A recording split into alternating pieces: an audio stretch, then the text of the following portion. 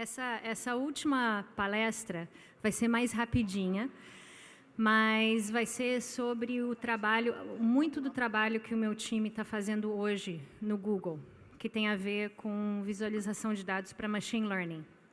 Tá?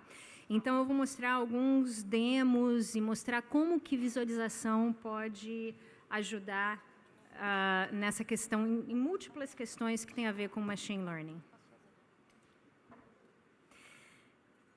Então, a primeira coisa que é importante a gente pensar em termos de machine learning é uma das coisas que não é intuitiva para muitas pessoas que estão acostumadas a programar e que daí começam a trabalhar com inteligência artificial. Obrigada, Cris.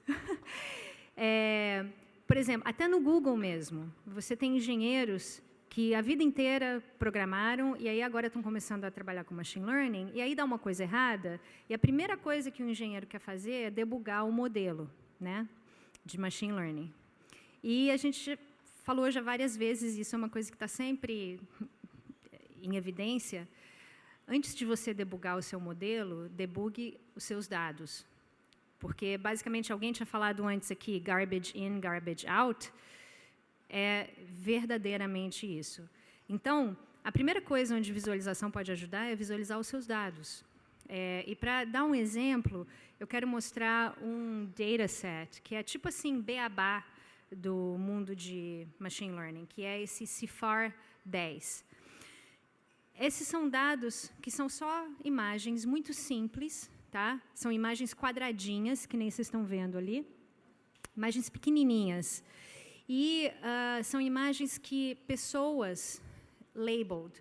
Então, as pessoas olharam a imagem e falaram, tem um cachorro aqui, ou tem um gato, ou tem um avião, ou tem... Tá? Então, a gente sabe qual que é o ground truth, qual que é a verdade daqueles dados.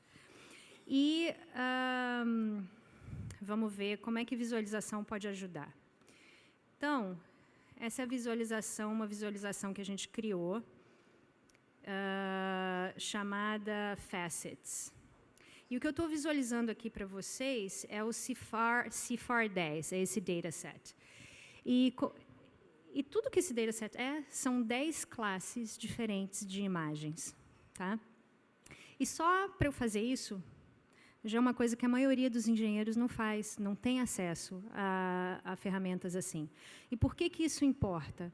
Esse tipo de ferramenta importa porque você pode ver aqui, pode ser, a essa altura do campeonato, você ainda nem treinou o seu modelo, mas, de repente, você pode ver que metade dos seus dados estão blank. São fotos que estão em branco ou em preto. Ou que uma das suas classes, vamos dizer, cavalos, tem cavalo aqui? Tem cavalo. Que todas as fotos de cavalo têm problema. Tá? E isso, a gente não tem boas ferramentas para fazer esse tipo de análise hoje. Então, só o fato de você visualizar isso já ajuda.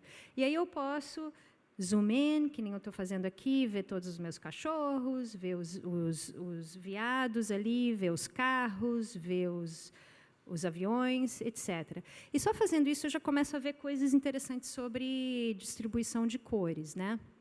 Eu também posso fazer a seguinte coisa, eu posso manter esses dados assim, só que mostrar a distribuição por cor. E aí eu vejo coisas que começam a ser interessantes, tipo, lá em cima, nos aviões, eu tenho muito azul. E aqui embaixo também, em ship, em navio, eu tenho muito azul. Faz sentido, né? Porque você tem fotos contra o ar e contra a água. Então, você provavelmente vai ter tons de azul. Aqui são classes que têm a ver com animais. Então, a minha distribuição de cores é diferente. Até aí, tudo bem. Agora, a gente pode usar essa visualização para fazer o que a gente chama de uma matriz de confusão. Uma confusion matrix. Tá? Isso é o seguinte, é quando eu comparo o que as pessoas falaram que tem dentro de uma picture com, ali em cima, o que o meu sistema acha que tem naquela picture. Então, a boa notícia que eu tenho aqui, que a diagonal está mais populada, né? Que isso é exatamente onde o meu sistema e as pessoas concordam. É um gato, é um cachorro, etc. Então, isso aqui é bom. Ao mesmo tempo, eu posso pegar e tirar essa diagonal. Agora, eu quero tirar tudo que o meu sistema acertou. E aí, eu tenho todos os problemas do meu sistema. Então, essa aí que é a Confusion Matrix, né? Então, olha só de fazer isso, eu já estou vendo que eu tenho duas células aqui que são altamente populosas. E, olhando as labels, eu consigo ver que o meu sistema está se confundindo entre gatos e cachorros. Está confuso. Então, provavelmente, eu vou querer voltar, adicionar mais exemplos de gatos e cachorros para melhorar o treinamento do meu sistema. Tá bom? Outra coisa que eu posso fazer com uma visualização dessas é visualizar a certeza que o meu sistema tem de que alguma coisa é um gato, um cachorro, um automóvel, etc. Então, o que isso significa é quanto mais para a direita uma imagem tiver, mais certeza o meu sistema tem de que aquilo é realmente um avião, um carro, etc. Então, de novo, a boa notícia para mim é que a maioria das minhas imagens estão lá na direita. Tá? Agora, ao mesmo tempo, quando mais para a esquerda uma imagem está, mais certo o meu sistema está de que aquilo não é um avião, ou um gato, ou whatever it is. Né? E aí eu vejo aqui quais que são as classes que têm os maiores problemas. E aqui eu estou vendo que é gato. Agora, eu vou abrir um parênteses aqui. Esse dataset, que nem eu falei, é um beabá de machine learning. Milhares de pesquisadores olharam e usaram esse dataset. Esse dataset é usado como um benchmark para vários sistemas. Então, ele é um dataset que é muito clean. Né?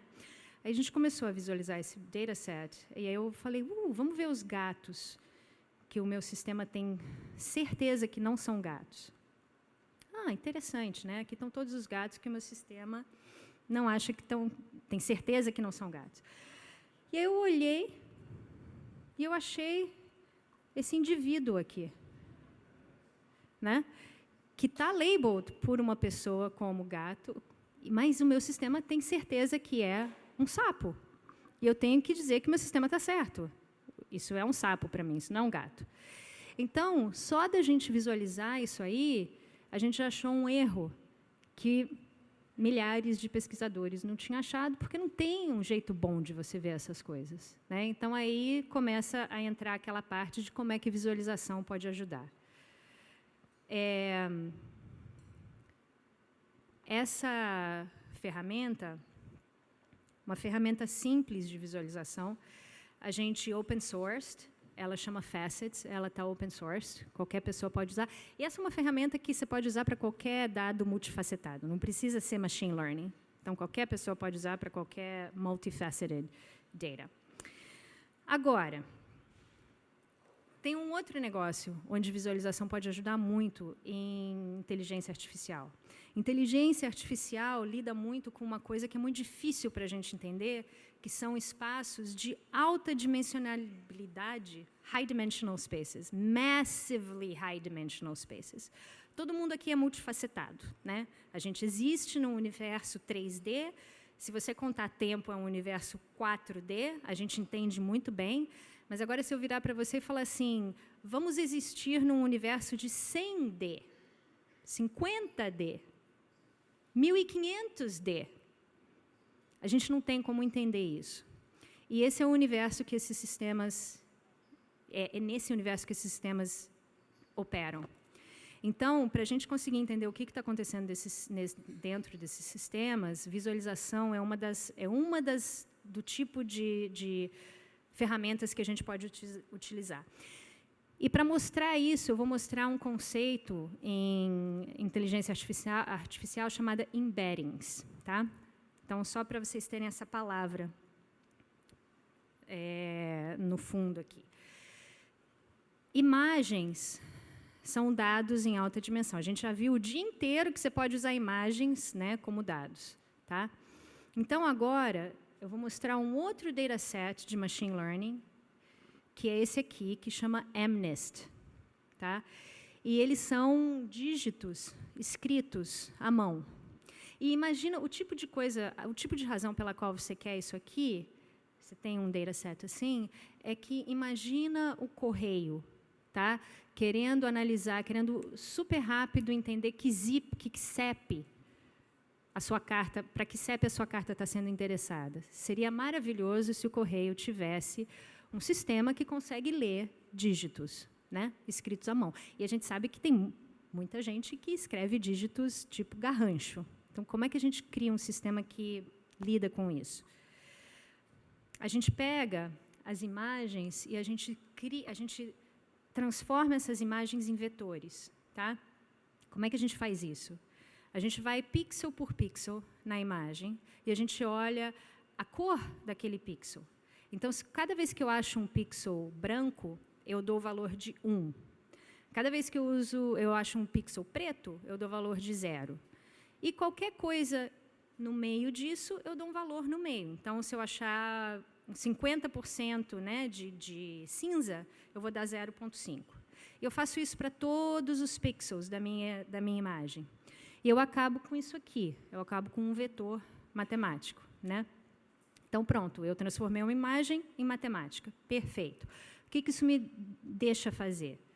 Ah, outra coisa, esse vetor tem uma dimensionality, né? Então, nesse caso, eu estou trabalhando em 784 dimensões, porque a minha imagem tem 784 pixels, tá? E aí eu transformo todas aquelas imagens em vetores. A partir desse momento, eu tenho um jeito matemático de comparar esses vetores e saber quais são os vetores que são mais similares, quais são os vetores que são mais diferentes, e assim vai. E aí a gente pode visualizar. Então, eu vou mostrar uma ferramenta de visualização aqui. Deixa eu... Esse aqui é o Embedding Projector, que também é open source, tá? Então, qualquer pessoa pode usar isso e pode contribuir, melhorar o Embedding Projector. E eu estou visualizando exatamente o dataset que eu mostrei para vocês, que é o MNIST.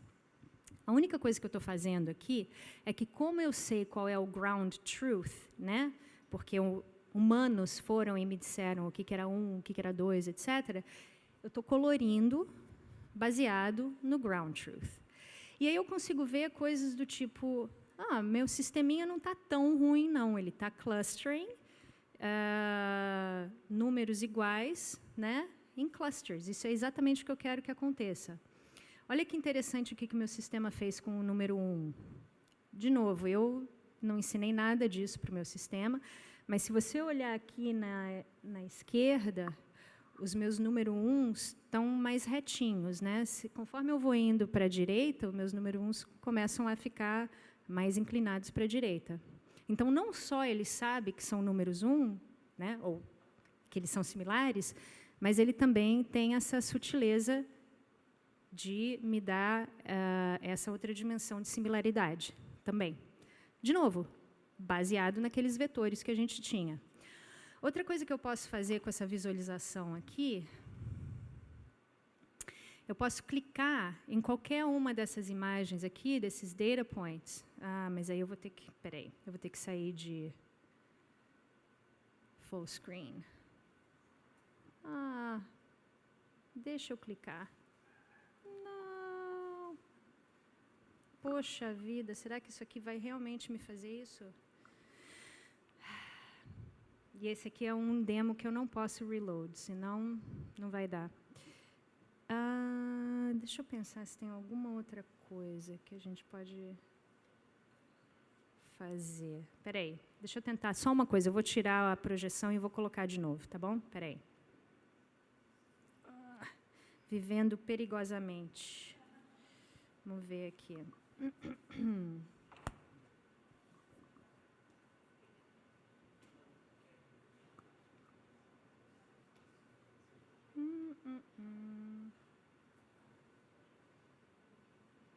Vamos ver se vocês conseguem ver isso aqui.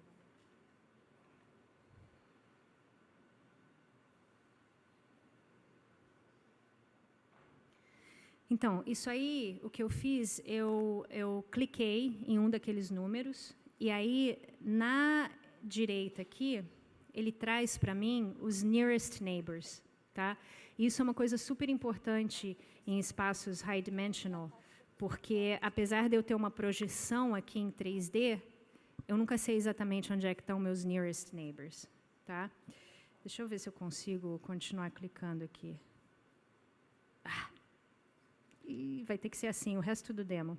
Eu vou tirar e colocar de novo, pessoal. Mas então agora vocês viram um exemplo de como você usa essa similaridade matemática para entender um espaço de embeddings high dimensional. Deixa eu ver se eu consigo. Isso aqui vai ser complicado eu não ter como fazer. Isso aqui que vocês estão conseguindo ver sem eu mouse over, isso aqui é toda a língua inglesa, tá? Cada uma desses dots é uma palavra da língua inglesa. E o que ele fez, ele está clustering coisas que são similares. E se a gente conseguisse... Meu Deus, deixa eu ver se não tem como eu... Não, ele não está gostando disso aqui. Infelizmente, não vai dar para a gente ver, mas os clusters, tem clusters de números, tem clusters de nomes de homens, tem clusters de profissões, tem clusters de nomes de mulheres. E, de novo, ninguém ensinou nada disso para o sistema. O sistema está inferindo isso após ter digerido milhares e milhares e milhares de livros, de artigos, e tentar cluster as palavras que aparecem mais em contextos similares. E aí você começa a ver esses clusters de maneira bem interessante. Bom, voltando aqui, o que eu queria mostrar agora é um exemplo da gente usar essa mesma visualização num sistema... Até agora, tudo que eu mostrei para vocês é meio que beabá. Agora eu quero mostrar num sistema mesmo, grande, massivo, complicado de machine learning. Há uns anos atrás, o Google lançou o primeiro sistema de tradução neural, né? Não sei se vocês lembram disso. E quando esse sistema saiu, foi launched, as traduções melhoraram, né? All of a sudden, as traduções ficaram de maior qualidade. E não só isso, esses sistemas eram multilingual, eles são até hoje. Até então, toda vez que você tinha um sisteminha de tradução, era só de um par de línguas. Inglês, português, português, inglês. Inglês, japonês, japonês, inglês. Francês, polonês, polonês, francês. Tá? Pela primeira vez, o Google conseguiu criar um sistema que recebia como input várias línguas e traduzia para várias línguas também. E tem uma pergunta? Alguém? Tá. Então, uma das perguntas que os researchers criando esses sistemas tinham é como que estava acontecendo. E então vamos pensar nesse tipo de cenário aqui, onde você tem o treinamento, seus training data são frases que vão do inglês para o japonês e do japonês para o inglês. E do inglês para o coreano e coreano para o inglês. Esse é o input do seu sistema. Tá? O sistema nunca viu nada diferente disso. De repente, o sistema conseguia traduzir em alta qualidade, que é extremamente difícil, entre japonês e coreano, sem nunca ter visto uma frase traduzida diretamente do japonês para o coreano e vice-versa. Então, o grande mistério era como que esse sistema está entendendo esse espaço multilinguístico. Isso chama zero-shot translation, porque você nunca viu training data nessa direção. Tá? Então, chama zero-shot. Então, o que a gente fez? A gente queria trabalhar com esses cientistas, a gente trabalhou com eles para visualizar esses espaços. Isso aqui não são dados de verdade, tá? Mas isso aqui é a pergunta que eles tinham para a gente. Quando esses sistemas ingerem múltiplas línguas, o que será que acontece? Será que acontece no espaço de embeddings, lembra aquele espaço visual de embeddings? Será que fica que nem a figura na esquerda, onde eu estou visualizando cada língua de uma cor, e você tem aqui é o bairro inglês, aqui é o bairro em japonês, aqui é o outro bairro em coreano, aqui é o português, e o meu sistema está mapeando entre essas línguas, né? Mas keeping them separate, ou o sistema está fazendo alguma coisa mais que nem está acontecendo ali na direita, que é uma coisa mais messy, mas onde ele está trazendo as línguas juntas. Por que isso, que diferença faz, por que isso importa, por que eles estavam se perguntando isso? Eles estavam se perguntando isso porque, se o que estava acontecendo era que nem aquela imagem ali na direita, isso significa que o sistema não se importava que você tem uma string, né, tipo casa, e outra string home. O sistema, de alguma maneira, estava conseguindo entender que essas strings são extremamente diferentes, mas a semântica delas é a mesma. Então, se isso estivesse acontecendo, significa que o sistema, sem ter sido ensinado nada disso, estava conseguindo derivar a semântica, o conceito semântico daquela palavra. E por que isso importa para a gente? Isso importa porque seria a primeira indicação de uma interlíngua, uma linguagem universal. Tá? Então, essa é a pergunta que nos fez começar a visualizar esses espaços. Oi? Tem um microfone? Está vindo, está vindo.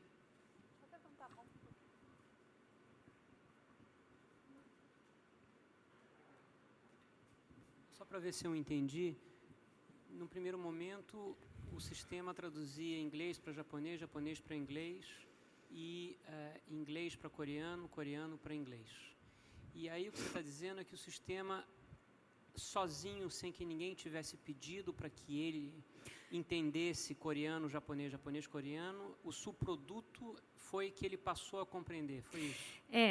É assim, o sistema só tinha visto dados nessas duas direções que a gente falou, né? Inglês, japonês, inglês, coreano e vice-versa. E, de curiosidade, os cientistas começaram a perguntar, eu vou te dar para o sistema, eu vou te dar uma frase em japonês, me dá a tradução em inglês, que eles sabiam, que eles, né? Mas me dá a tradução em coreano também. E aí as traduções eram boas, eram de alta qualidade. Eles não tinham, na outra direção também. Eu vou te dar uma frase em coreano, vamos ver se você consegue traduzir em japonês em alta qualidade. Então eles ficaram probing o sistema para ver se tinha boas traduções ou não. Não foi que assim, o sistema começou a output sozinho, ninguém pediu e ele estava outputting. Você tinha que ir lá e pedir para o sistema. Desculpa, não, isso eu entendo. Mas não estava previsto que ele pudesse fazer esse salto. Agora, não é intuitivo imaginar que ele faria transitivamente? Ele vai para o inglês e aí do inglês ele vai para o coreano, então ele salta do japonês para o coreano. Exatamente. Eu tinha essa mesma pergunta, porque eu pensei, bom, mas a ponte está clara, a ponte é o inglês, pessoal, né? Vamos combinar. Aí eu comecei a conversar com linguistas e comecei a conversar com o pessoal de tradução. E aí eu vi que não, que nada disso é direto, ou é simples, ou deveria funcionar. Né? E assim, tradução é uma coisa tão difícil que mesmo que você só tenha um par de línguas, inglês, japonês, japonês, inglês, não há nenhuma garantia de que essas traduções vão funcionar nessa direção que é a direção que o seu sistema já viu um monte de exemplos. Então, assim, se você não tem uma garantia que nem essas direções que é o que o seu sistema viu e treinou, né, que ele vai se dar bem nessas direções, você tem muito menos garantia de que ele vai começar a hop around de uma língua para outra, usando pode ser que ele esteja usando, mas é extremamente difícil. E foi uma grande surpresa. Porque poderia ele estar tentando fazer isso e as traduções serem de muito baixa qualidade. na verdade, isso seria alguma coisa que seria muito menos surpreendente, né? Tá? Oi. Você fala que o sistema começou a, vamos falar assim, funcionar bem, né? Você poderia falar um pouco mais das estatísticas que o Google usa para poder definir o que é bem traduzido ou não? Sim. Seriam as estatísticas básicas ou vocês têm alguns outros métodos? Tem certos datasets que são de teste, né? E nesses testes você você keep in mind, tem um score chamado the Blue Score. Quanto mais baixo esse score, pior a tradução. Em várias direções. Eu não sei te dizer todas as diferentes facetas em qual esse Blue Score é calculado. Mas você tem esse indicador quantitativo de se uma tradução é boa ou não. E, geralmente, é baseado nesse teste, nesse dataset de teste, que você está always testing against. Então, o Google desenvolveu esse score que ele usa... Eu não sei se foi a gente que desenvolveu, para ser bem sincero, eu não sei se foi o Google, ou se foram linguistas que desenvolveram. Provavelmente foram linguistas com muitas heuristics, né? Para você decidir se uma tradução entre uma sentence em inglês e japonês está boa ou não. Eu imagino que tenha muito de human touch aí. Uma perguntinha. Eu vejo assim, estou tentando entender, duas possibilidades de alimentação do sistema.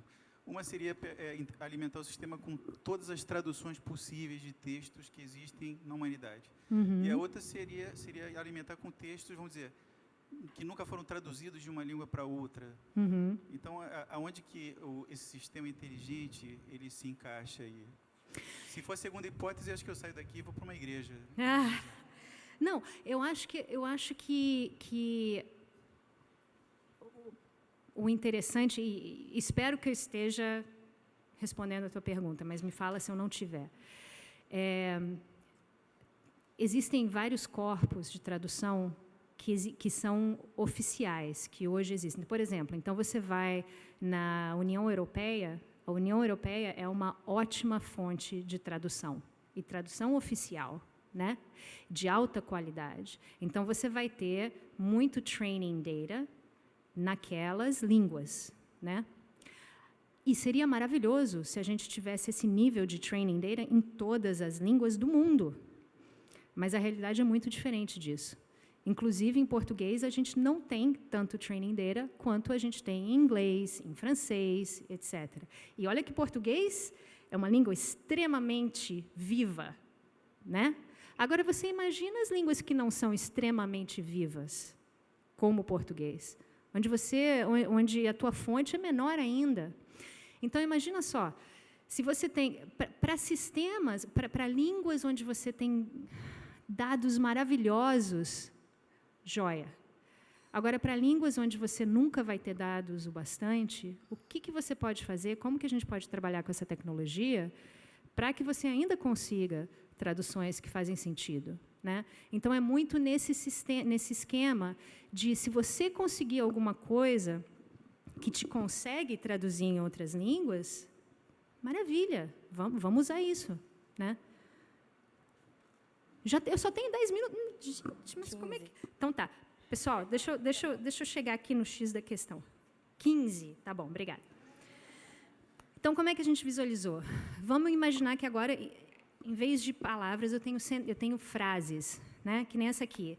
The stratosphere extends from 10 kilometers to 50 kilometers in altitude. Legal. Como é que isso eu visualizo numa visualização de embeddings? Vamos dizer que fica assim, onde eu tenho cada dotzinho desses, cada pontinho é uma palavra. E, né, palavras, conceitos que são mais parecidos, que nem dois números, aparecem mais próximos, tá bom? Aí o que a gente fez, a gente conectou essas palavras, então isso aqui é a minha frase. O caminho dos meus dots é o meu path em high dimensional space para descrever essa frase, tá? Legal, até aí tudo bem. Agora imagina que eu tenho a tradução para essa frase em português, né? Como é que fica? Eu fico assim, com duas traduções paralelas e separadas, ou eu fico assim, onde as traduções, os paths estão ali, paralelos, mas eles estão colocados, tá? Porque, de novo, eu não tenho um bairro aqui só de português e outro bairro só de inglês. Eu estou começando a misturar as coisas, tá bom? Então, vamos ver como é que a visualização fica. Isso aqui é a visualização de um sistema multilingual que recebe 3 línguas e dá output translates para 3 línguas. Inglês, japonês e coreano. O que eu estou fazendo aqui, eu estou visualizando várias frases e suas traduções, e eu estou colorindo essas frases pela sua source language, tá? Se for em inglês, japonês ou coreano. E então então é uma visualização meio amorfa, ela é complicada, ela é meio organic, mas a minha pergunta é o seguinte: vocês estão vendo um canto que é só inglês, outro canto que é só japonês, um canto só vermelho, um canto só azul e um canto só amarelo? Vocês estão vendo isso? Não. Então, quando a gente viu isso foi o primeiro indício que talvez a gente estivesse falando de uma interlíngua, de uma linguagem universal. Será que essas sentences estão clustering, né, no sentido semântico delas? E aí é que eu vou ter que tentar highlight para vocês uma coisa aqui que eu não estou conseguindo highlight. Então, eu vou tirar de novo, eu vou clicar numa coisa e eu vou mostrar para vocês. Espera aí, me esperem. Vamos fazer esse esquema aqui de novo. Ok, eu achei a minha... ele moveu. Mas vocês vão ter que acreditar em mim, pessoal.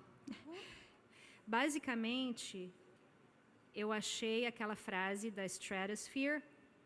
Ele aparece e sai. Isso aqui é a frase, esse aqui é o cluster, tá? E o cluster, pena que vocês não vão conseguir ver, mas depois eu mostro, para quem quiser, vem aqui comigo que eu mostro, tá? Esses aqui são os nearest neighbors, tá? Imagina que as sentencezinhas estão aqui em cima do cluster, tá? Está tendo um problema aqui de localização do meu highlight aqui. Você está vendo que eu estou going over os nearest neighbors aqui? Eles estão todos colocalizados? Estão vendo aqui, ó? Tudo aparece que eu estou highlighting ali, ó. Tá vendo? Tá entendendo o que eu estou falando ou não? Isso aqui, ó. Olha isso aqui e olha o meu cursor aqui, ó. Independentemente de língua, não interessa se é japonês, se é inglês ou se é coreano, tudo isso está colocalizado, tá?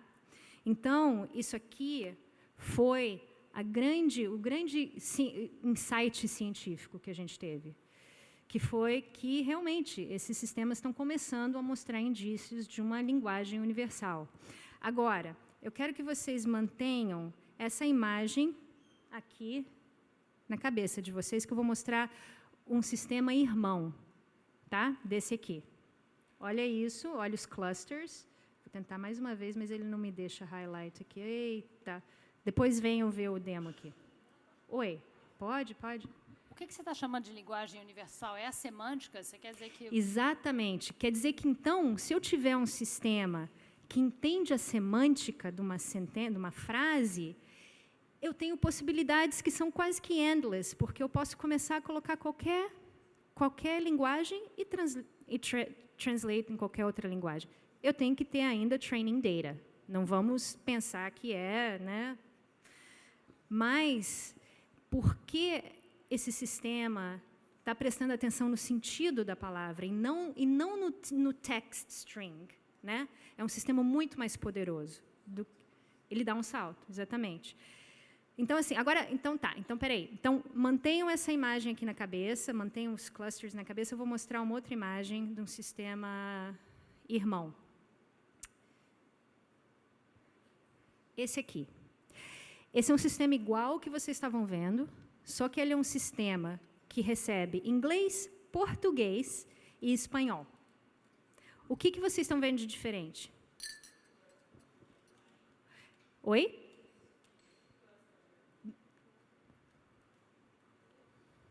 Eu consigo ver um cluster vermelho. Exatamente. Eu tenho todo um canto aqui vermelho. Então, assim, a gente olhou isso e a gente pensou, não, peraí, a gente acabou de ver o japonês, coreano, não sei o que estava clusterzinho, né? Cada cluster tinha as três cores. E nesse aqui, o que aconteceu com o português ali? Portunhol. Então, aí o que a gente fez? A gente download, agora aí, estatística de novo. A gente fez um download de todas essas frases e a gente fez uma statistical analysis de todas essas frases em vermelho e a qualidade das traduções, tá? E as frases tinham baixa qualidade de tradução. Então, por que isso é importante? Isso é importante porque isso mostra para a gente que a geometria desse espaço é extremamente importante para a boa funcionalidade desses sistemas. Então, se você tem um sistema desse que você está treinando e o seu sistema tem uma língua que não está clustering com as outras, that's a problem. Você vai ter que provavelmente voltar ou adicionar mais training data, ou ver o que está acontecendo, mas o fato de que elas não estão clustering, dramático. O fato de que elas não estão clustering semanticamente é um problema. Então, de novo, só para deixar para vocês essa ideia de como visualização pode ajudar. Quantos minutos a gente tem? Acabou? Ih, acabou. Então, acabou, pessoal.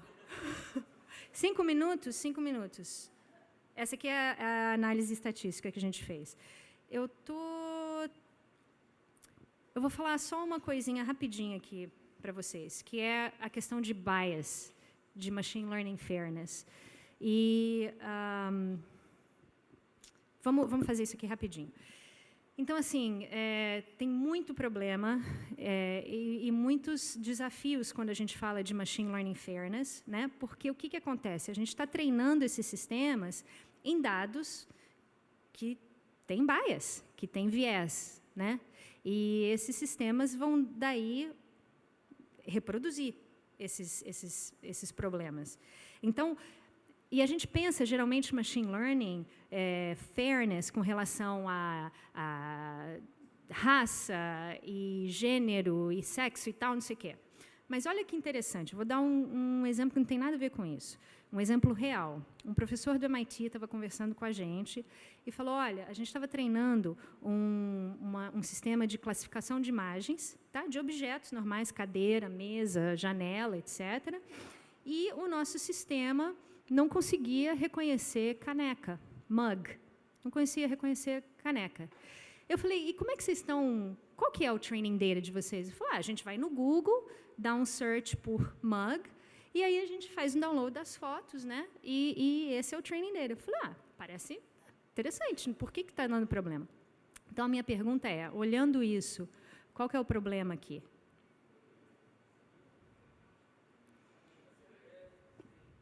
Fala um pouquinho mais alto. As asas estão todas para a direita. Exatamente, esse é o problema, né? O problema é que eu só tenho uma foto aqui de a asa para o outro lado. Agora não fui eu. Eu acho que não fui eu. Tira e põe.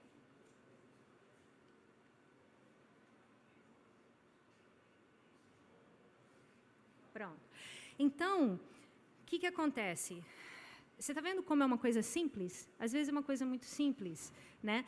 Então, como que isso pode lead to unfairness? Eu quero mostrar, posso mostrar 2 minutinhos esse vídeo, tá bom? Eu preciso de som. Eu preciso de som. Let's play. Mas um pouquinho mais baixo, por favor. Posso tocar o vídeo? Tá. Let's play a game. Close your eyes and picture a shoe. Okay, did anyone picture this? This? How about this? We may not even know why, but each of us is biased toward one shoe over the others. Now imagine that you're trying to teach a computer to recognize a shoe. You may end up exposing it to your own bias. That's how bias happens in machine learning. But first, what is machine learning? Well, it's used in a lot of technology we use today. Machine learning helps us get from place to place, gives us suggestions, translates stuff, even understands what you say to it. How does it work? With traditional programming, people hand code the solution to a problem, step by step. With machine learning, computers learn the solution by finding patterns in data. So it's easy to think there's no human bias in that. But just because something is based on data doesn't automatically make it neutral. Even with good intentions, it's impossible to separate ourselves from our own human biases. So our human biases become part of the technology we create in many different ways. There's interaction bias, like this recent game, where people were asked to draw shoes for the computer. Most people drew ones like this. So as more people interacted with the game, the computer didn't even recognize these. Latent bias. For example, if you were training a computer on what a physicist looks like, and you're using pictures of past physicists, your algorithm will end up with a latent bias, skewing towards men. And selection bias. Say you're training a model to recognize faces. Whether you grab images from the internet or your own photo library, are you making sure to select photos that represent everyone? Since some of our most advanced products use machine learning, we've been working to prevent that technology from perpetuating negative human bias. From tackling offensive or clearly misleading information from appearing at the top of your search results page, to adding a feedback tool on the search bar so people can flag hateful or inappropriate autocomplete suggestions. It's a complex issue and there's no magic bullet, but it starts with all of us being aware of it so we can all be part of the conversation. Because technology should work for everyone.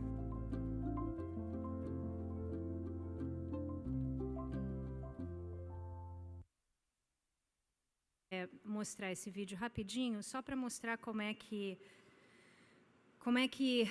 esse tipo de bias pode acabar. Tem vários tipos de bias, né, que podem acabar em machine learning.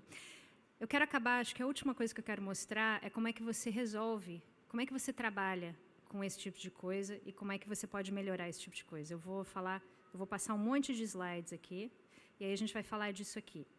O Jigsaw é uma das companhias do Alphabet e eles são assim, eu penso no Jigsaw como assim o braço ativista do Google. Eles usam tecnologia para acabar com extremismo, para tentar address extremismo, censura online. E há 1 ano e meio atrás, eu acho, 1 ano, eles lançaram esse Perspective AI, que é uma API onde eles tentam entender o que são comentários tóxicos. Sabe quando você vai no Twitter ou quando você vai no YouTube e aí várias vezes você tem comentários horrorosos e várias vezes minorities, né? Então, mulheres ou gays são shut off porque as outras pessoas gang up. Então, o Jigsaw trabalhou com o New York Times para criar o Perspective AI. O New York Times estava envolvido nisso porque o New York Times tem muito interesse em eles moderam todos os comentários que são colocados no website. Então, eles têm que contratar várias pessoas e o job dessas pessoas é ler todos os comentários, resolver quais são e vetar moderar esses comentários, né? Então, eles criaram essa tecnologia para ler todos os comentários e começar a ranquear os comentários em nível de toxicidade. Tá? Então, não é que o sistema não vetava nada, não tirava nada, não botava nada. Ele só começava order. Eu acho que esse aqui é o comentário mais tóxico, all the way até, eu acho que esse aqui é o mais benigno. Tá? Aí você, no New York Times, decide aí quais que você quer vetar e quais que você quer publicar. E aí eles trabalharam por meses com o New York Times. O New York Times ajudou a treinar e ajudou a guiar o que era um comentário tóxico, o que era um comentário benigno. E aí eles criaram o Conversation AI, o Perspective AI. E aí teve né, a imprensa falou bastante disso, e aí começou a acontecer uma coisa interessante. As pessoas podiam ir online e começar a usar esse API. E aí você começou a ver coisas desse tipo. Essa pessoa que colocou no Twitter: Black trans woman eats can of pears, really enjoys it. E esse comentário, que não tem nada de tóxico, recebeu, é difícil de vocês lerem, mas aqui está o score de toxicity. Ele recebeu um score de 61% de tóxico. Então, tipo assim, o que está acontecendo, né? E aí as pessoas começaram a ver que se você colocasse um comentário assim, I am a woman, era tóxico. Se você colocasse I'm a black woman, mais tóxico. Se você colocasse I'm a transgender black woman, mais tóxico ainda. E os usuários começaram a reclamar, com razão, né? E aí o pessoal do Jigsaw falou assim, uou, o que está acontecendo? Vamos ver, vamos olhar. Então, eles começaram a receber exemplos. Então, por exemplo, The Gay and Lesbian Film Festival starts today, tinha um score de toxicidade de 82%. Horrível, né? Being transgender is independent of sexual orientation, 52% tóxico. Eles realmente tinham um problema sério. E eles não sabiam qual que era o problema. Então, eles voltaram no training data deles, no sistema, e começaram a olhar e viram que eles tinham vários termos, tipo queer, gay, transgender, lesbian, que eram trigger terms. Sempre quando tinha esses terms, o nível de toxicidade tendia a aumentar. Eles fizeram mais uma coisa. Eles olharam a distribuição do training data. Então, vamos ver isso aqui. Olha esse primeiro gráfico aqui. Isso aqui, o X, o horizontal, é o comprimento do seu comentário. Então, aqui no começo são comentários bem curtinhos e aqui comentários muito, muito longos. Tudo que é verde são comentários que não são tóxicos. Tudo que é vermelho são comentários tóxicos. Esse é o training, isso é o mundo que esse sistema viu. Tá? Agora, vamos olhar a distribuição para comentários que têm a palavra gay. Qual é a diferença aqui? A maior diferença, tem algumas, mas a mais gritante é que mais do que 90% dos comentários com a palavra gay, que são curtinhos, eram tóxicos. Então, o sistema só tinha visto coisa tóxica, curta, com a palavra gay. A mesma coisa para transgender. E isso, obviamente, era um problema. Então, o Jigsaw foi de volta para a comunidade e falou, pessoal, a gente precisa de mais exemplos de comentários benignos, com essas palavras, vocês querem nos ajudar? E eles criaram mais exemplos eles mesmos. E aí a distribuição ficou assim. Né? Você está vendo como que a distribuição está mais parecida com a distribuição das outras palavras, no corpus. Tá? E aí, eles rodaram de novo e viram que o nível de toxicidade tinha caído dramaticamente. Né? Porque, de novo, se você só mostra exemplo negativo para o seu sistema com aquelas palavras, né, seu sistema só vai saber aquilo da vida. Né? Então, saber que você precisa go back to your training data e você precisa, muitas vezes, colocar mais training data para arrumar os problemas de biases é super importante. Outra coisa que eles fizeram que eu achei muito bem feito, eles foram abertos com tudo isso. Eles usaram, depois que eles resolveram o problema, eles blogaram a respeito do problema, eles falaram tudo o que eles fizeram, eles falaram que eles trabalharam com a comunidade de open source, isso aqui é open source, by the way, para resolver o problema. E eu acho que isso é exatamente o que eles e todos nós devíamos estar fazendo. Então, é isso, pessoal. Eu tenho mais coisa para falar, mas eu acho que a gente vai acabar por aqui. Só quero... uma outra coisa que eu quero falar, rapidinho. Isso aqui. Para todo mundo que está fazendo ciência e que está interessado em AI, isso aqui é uma library em JavaScript que o meu time lançou, chama TensorFlow.js. E o bom dessa library é que você não tem que fazer nenhum download, você não tem que instalar nada. Ele runs on your browser, runs on your phone, e você pode run experiments, você pode usar... Basicamente, ele traz o poder de machine learning para o seu browser, para o seu computador, sem instalação, sem nada. E a gente está começando a ver usos assim incríveis de machine learning para accessibility, trazendo modelos que só rodavam em grandes servidores para a web e realmente baixando a barreira de accessibility para machine learning. Então, eu vou deixar... Esse é o último thought e muito obrigada por ficarem até o final do dia comigo. Obrigada.